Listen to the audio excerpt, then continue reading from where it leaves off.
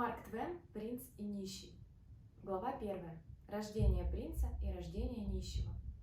Это было в конце второй четверти XVI столетия.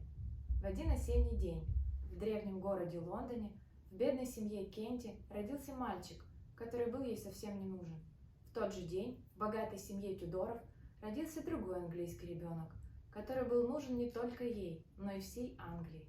Англия так давно мечтала о нем, ждала его и молила Бога о нем, что когда он и в самом деле появился на свет, англичане чуть с ума не сошли от радости.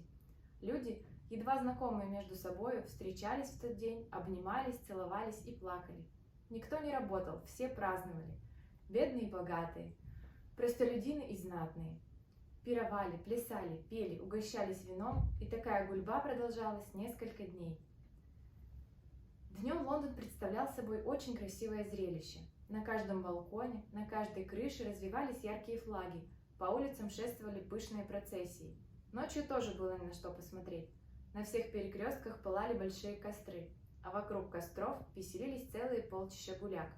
Во всей Англии только и разговоров было, что о новорожденном Эдуарде Тюдоре, принце Уэльском.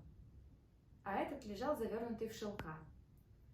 И не подозревал обо всей этой кутерьме и не знал, что с ним нянчатся знатные лорды и леди. Ему это было безразлично.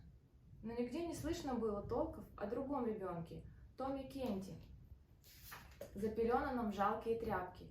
Говорили о нем только в той нищенской, убогой семье, которой его появление на свет сулило так много хлопот.